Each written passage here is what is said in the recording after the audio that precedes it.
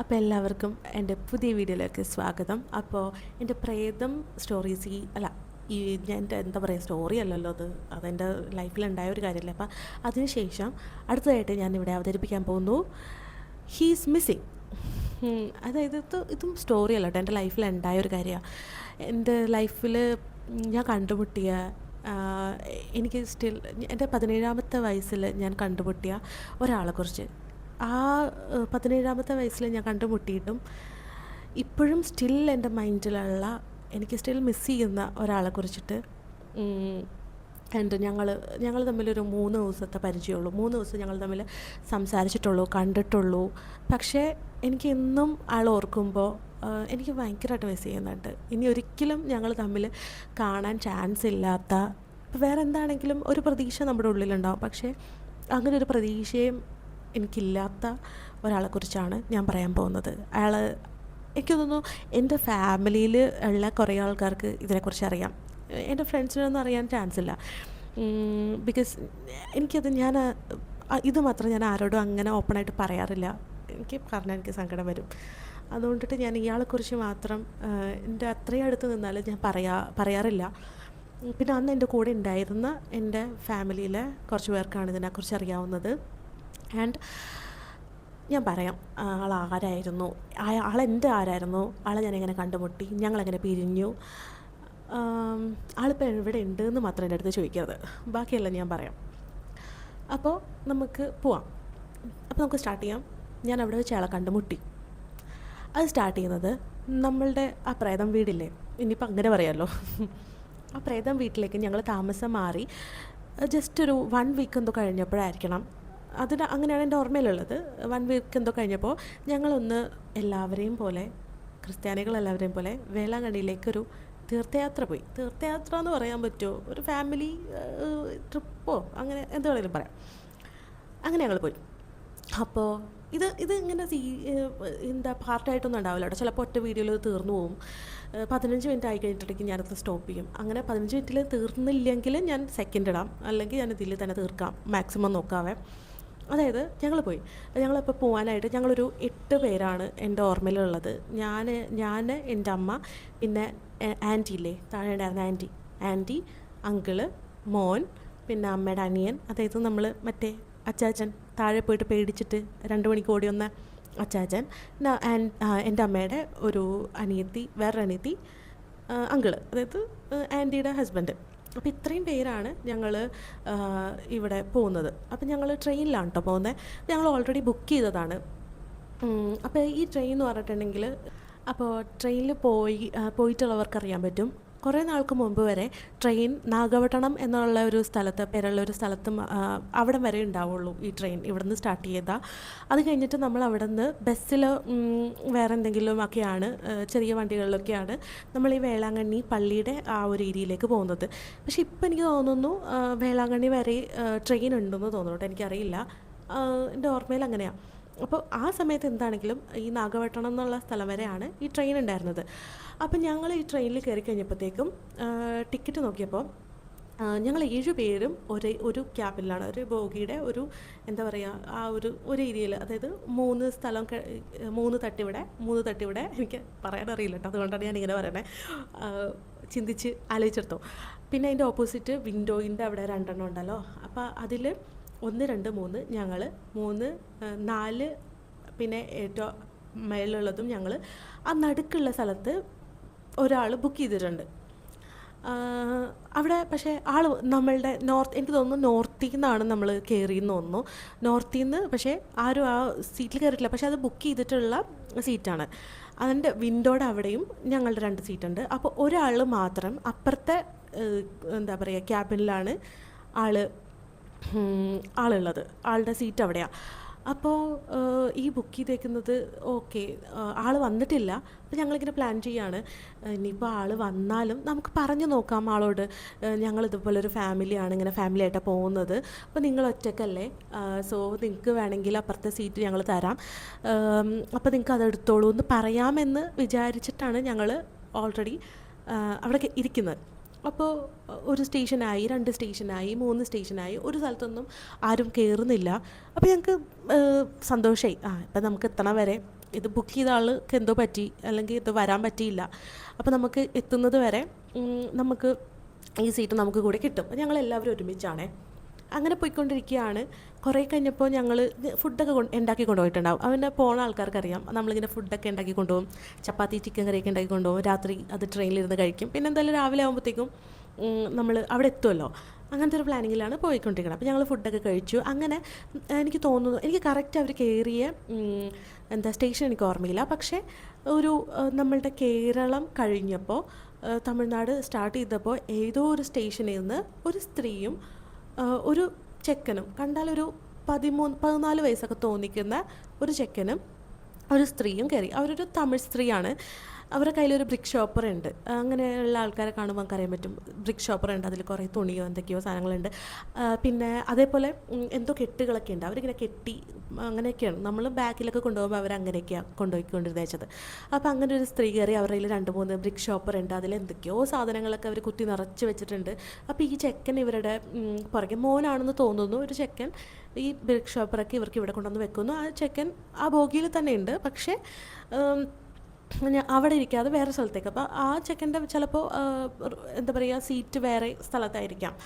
അങ്ങനെ അപ്പോൾ ഈ സ്ത്രീ വന്നു, അവിടെ ഇരുന്നു. അപ്പോൾ ഞങ്ങൾക്ക് മനസ്സിലായി, ഇതായിരുന്നു അപ്പോൾ ആ ബുക്ക് ചെയ്ത ആൾ. അപ്പോൾ ഞങ്ങളിങ്ങനെ കുറച്ച് നേരം കഴിഞ്ഞപ്പോഴത്തേക്കും ഇവരോട് പറഞ്ഞു, അക്ക ഞങ്ങൾ ഇതേപോലൊരു ഫാമിലിയായിട്ട് ഞങ്ങളിങ്ങനെ വേളാങ്കണ്ണി പോവുകയാണ് എന്ന് വെച്ചപ്പോൾ അവർ പറഞ്ഞു, ഞാനും വേളാങ്കണ്ണിയിലേക്കാണെന്ന് പറഞ്ഞു. അപ്പോൾ അവരിങ്ങനെ മലയാളം അവർക്ക് എന്തൊക്കെയോ അറിയാം.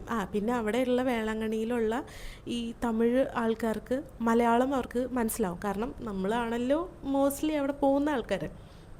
അപ്പോൾ അവർക്ക് മനസ്സിലാവും. അങ്ങനെ ഞങ്ങളിങ്ങനെ പറഞ്ഞപ്പോൾ അവർ ഞാൻ വേളാങ്കണ്ണിയിലേക്കാന്ന് പറഞ്ഞു. അപ്പോൾ ഞങ്ങൾ പറഞ്ഞു, അതല്ല, ഞങ്ങളുടെ ഒരാൾ ഇതിൽ അപ്പുറത്തായിപ്പോയി, ബാക്കി എല്ലാവരും ഞങ്ങളിവിടെ ഉണ്ട്. അപ്പോൾ നിങ്ങൾക്ക് കുഴപ്പമില്ലെങ്കിൽ നിങ്ങൾ അപ്പുറത്തേക്ക്, അങ്ങനെ പറയാൻ പാടില്ല, എന്നാലും നമ്മുടെ ഫാമിലി ആയതുകൊണ്ടിട്ട് നമ്മൾ പറഞ്ഞു നിങ്ങൾക്ക് അങ്ങനെ ചെയ്യാൻ പറ്റുമെങ്കിൽ റിക്വസ്റ്റ് ചെയ്തു. അവരെടുത്ത് വായിക്കാൻ പറഞ്ഞു, അവർ പറ്റില്ല, ഇതെൻ്റെ സീറ്റാണ്, എനിക്കിത് വേണം. അപ്പോൾ ഞങ്ങൾക്ക് എന്തോ ശരിക്കും ഞങ്ങൾക്ക് ദേഷ്യം തോന്നേണ്ട ആവശ്യമില്ല, കാരണം അവർ ബുക്ക് ചെയ്തതാണ്, അവർക്ക് പറ്റില്ല എന്ന് പറഞ്ഞു. പക്ഷേ നമുക്ക് ചെറുതായിട്ടൊരു ദേഷ്യം വരുമല്ലോ. അപ്പോൾ ഇവരോട് ഭയങ്കര ഒരു ദേഷ്യം തോന്നി. അതുമാത്രമല്ല, അവർ ഭയങ്കര എന്താ പറയുക, റഫായിട്ടുള്ള ഒരു സ്ത്രീയാണ്. അവർ വേഗം തന്നെ അവർ പറഞ്ഞു, എനിക്കിപ്പോൾ കിടക്കണം. ഞങ്ങളെല്ലാവരും അവിടെ ഇരിക്കുകയാണ്. അപ്പോൾ ഇവർ പറഞ്ഞു, എനിക്കിപ്പോൾ കിടക്കണം എന്ന് പറഞ്ഞു. അവർ ഞങ്ങളെ മാറ്റി, അവർ കയറി കിടക്കുന്നു. അപ്പോൾ ഞങ്ങൾക്ക് അതിൻ്റെ താഴെ ഇരിക്കാൻ പറ്റില്ല. അവിടെ ആ സീറ്റിലുള്ള ആൾക്കും അവിടെ ഇരിക്കാൻ പറ്റില്ല.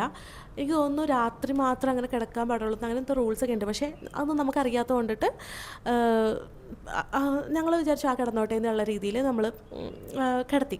ഞങ്ങൾക്ക് അങ്ങ് ദേഷ്യം വരുവാണ് ഇവരോട്. അപ്പോൾ ഇവരുടെ മോനോട് ഞങ്ങൾക്ക് അങ്ങോട്ട് ദേഷ്യം വരുന്നുണ്ട്. അപ്പോൾ ഈ മോനാണെങ്കിൽ ഞങ്ങൾ ശ്രദ്ധിക്കുന്നുണ്ട്, ഇവൻ ഭയങ്കര എന്താ പറയുക, ഭയങ്കര ആറ്റിറ്റ്യൂഡാണ്. ഇവൻ ഇട്ടിരിക്കുന്ന ഡ്രസ്സ് എന്ന് പറഞ്ഞിട്ടുണ്ടെങ്കിൽ വയറ് കാണുന്ന രീതിയിൽ ഉള്ള ഒരു ഇറുങ്ങിയ ടീഷർട്ടും ഒരു പാൻറ്റുമാണ്. ആ പാൻറ്റ് അത് കണ്ടറിയാം, ഈ ടീഷർട്ട് ഇവൻ്റെ അല്ല, ഈ പാൻറ്റ് ഇവൻ്റെ അല്ല. പിന്നെ ഒരു വള്ളി ചെരുപ്പായിട്ടിരിക്കുന്നത്, അത് വാങ്ങിച്ചിട്ട് അവൻ കഴുകിയിട്ടില്ല. വർഷങ്ങളായിട്ട് അവൻ യൂസ് ചെയ്യുന്നത് പോലെ ഉള്ള ഒരു ചെരുപ്പമാണ് ഇട്ടിരിക്കുന്നത്. പക്ഷെ ആൾ നീറ്റാണ്. ഈ ഇട്ടിരിക്കുന്ന ഡ്രസ്സും ചെരുപ്പൊക്കെ മാത്രമാണ് ഈ അഴുക്കുള്ളൂ. അപ്പോൾ ആളിങ്ങനെ ഭയങ്കര രൂക്ഷമായിട്ടൊക്കെ നമ്മളിങ്ങനെ എന്താണ് എൻ്റെ അമ്മേനോട് നിങ്ങൾ എഴുന്നേറ്റ് മാറാൻ പറഞ്ഞതെന്നുള്ള രീതിയിലൊക്കെ നോക്കുന്നുണ്ട് ഇടയ്ക്ക്. പക്ഷേ TTR വരുമ്പോൾ മാത്രം ഇവനെ കാണാത്താവും. ചിലപ്പോൾ ഇവൻ സ്റ്റേഷനിൽ ഇറങ്ങി നിൽക്കുന്നത് കാണാം, ചിലപ്പോൾ ബാത്റൂമിൽ പോയിരിക്കുന്നത് കാണാം. കുറേ നേരം ഞങ്ങളെല്ലാവരും വാച്ച് ചെയ്ത് കഴിഞ്ഞപ്പോൾ ഞങ്ങൾക്ക് മനസ്സിലായി, ഇവൻ ആക്ച്വലി അതിനകത്ത് സീറ്റില്ല, ഇവന് വേണ്ടി അതിനകത്ത് ബുക്ക് ചെയ്തിട്ടില്ല. ഇവൻ ഇങ്ങനെ എന്താ പറയുക, TTR വരുമ്പോൾ ആളുടെ കണ്ണ് വെട്ടിച്ച് അങ്ങോട്ടും ഇങ്ങോട്ടുമൊക്കെ ആയിട്ട് ഇങ്ങനെ നടക്കുവാണ്. പിന്നെ കുറച്ച് നേരം കഴിഞ്ഞപ്പോൾ ഇവരുടെ റഫായിട്ടുള്ള ആ ചെക്കനോടും കൂടെയുള്ള പെരുമാറ്റം കണ്ടപ്പോൾ ഞങ്ങൾക്ക് മനസ്സിലായി ഇതവരുടെ മകനല്ല. കാരണം അവർ നല്ല സ്വർണത്തിൻ്റെ മാലയും നല്ല സാരിയും ഒക്കെ, ഈ പട്ടുസാരി പോലത്തെ സാരിയൊക്കെ, നല്ല ജിൽ സാരിയൊക്കെയാണ് അവർ ഉടുത്തിരിക്കുന്നത്. ഇവനാണെങ്കിൽ കുറച്ച് ഇങ്ങനത്തെ ഡ്രസ്സൊക്കെയാണ് ഇട്ടിരിക്കുന്നത്. അങ്ങനെ അപ്പോൾ എൻ്റെ കയ്യിൽ അന്നൊരു സാംസങ്ങിൻ്റെ ടച്ച് ഫോണുണ്ട്, ആ സമയത്തുള്ള ഒരു ഫോണ്.